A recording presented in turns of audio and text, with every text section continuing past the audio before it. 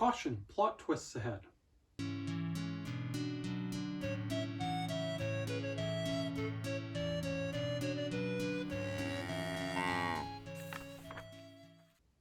Hi everyone, I'm Jacob, I'm the Cowhat Librarian, and this was a goodie.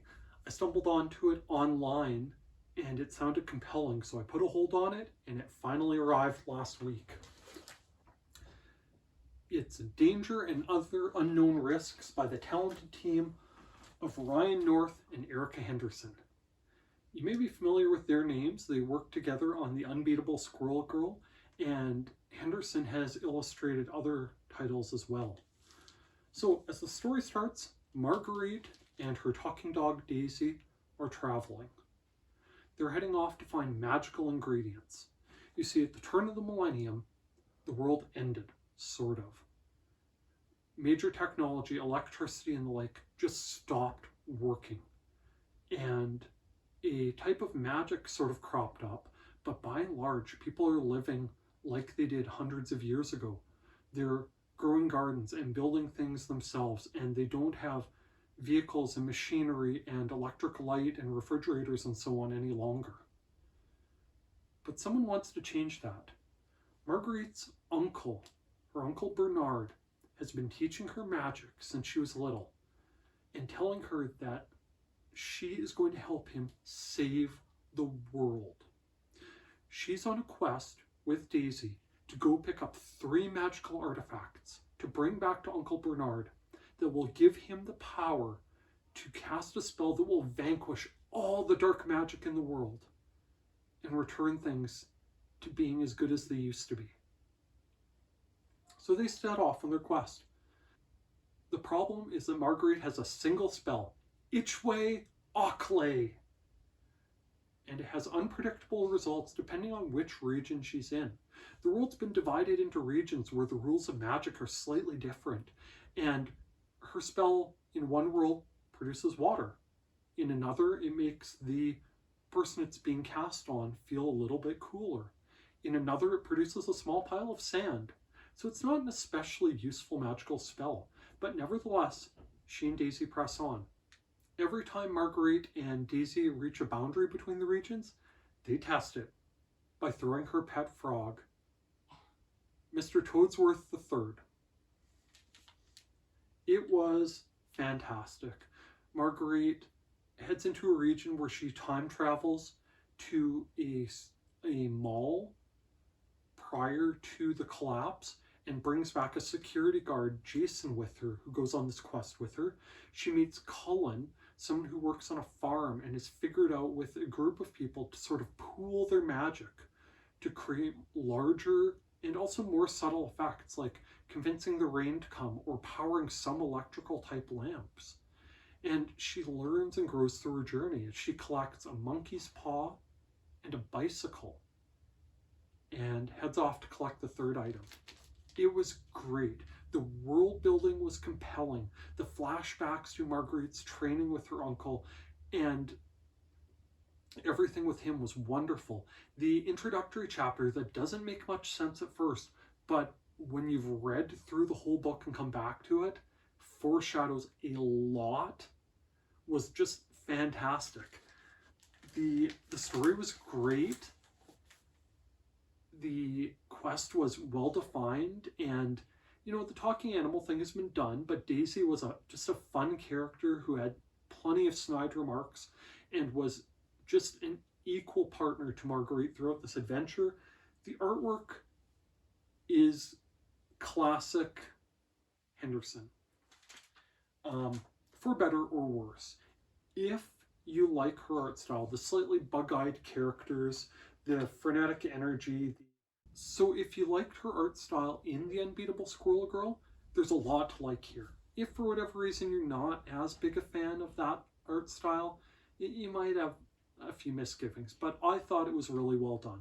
It's a compelling story. It's a great standalone graphic novel. North and Henderson knocked it out of the park. If you like things like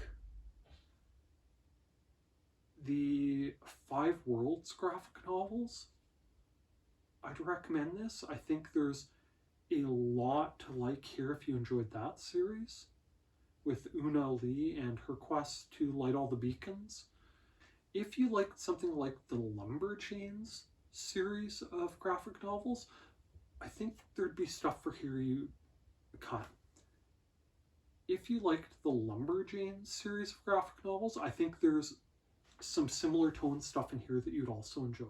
So go borrow it from your local public library, you'll like it. Now, with that said, it wasn't perfect. There are spoilers ahead because I have to talk about the deal breaker.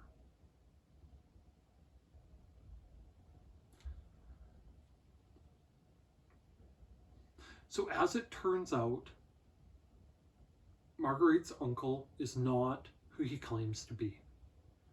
When Marguerite approaches the third magical artifact, the Bloom, a woman there talks to her and indicates that they've met many times before and that Bernard is not who she thinks he is.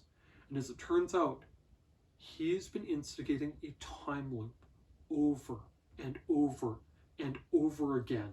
He sends a girl out who is ostensibly his niece to collect magical artifacts, and he uses it to transfer his consciousness and a couple things: a magical jar of holding that he sends with her on her adventure, and some stock prices and sports scores 50 years or so back into the past, so he can relive what he considers to be the height of humanity before it all collapses again.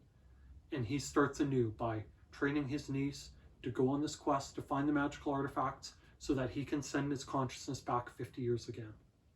And he's done it countless times. That hit me like a bolt from the blue, because until that point of the story, it was just, he was this kindly uncle who trained her hard because they had an important quest to vanquish the dark magic of the world.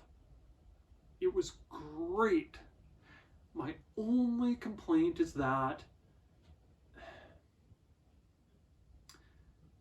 the final confrontation with him verges on the overly expository side of things.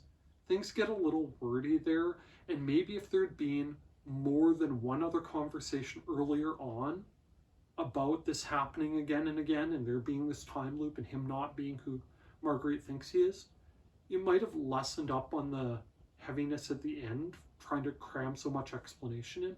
But I mean, that's a minor complaint. There was so much to like here. Marguerite was a fantastic character, very, very believable. Her sniping back and forth with Daisy and with Jason was great. Her crush on Cullen and their very short relationship, and the idea that she was going to return to him after all of this ends, was just wonderful. Especially her believing that he'd found a different way to do things.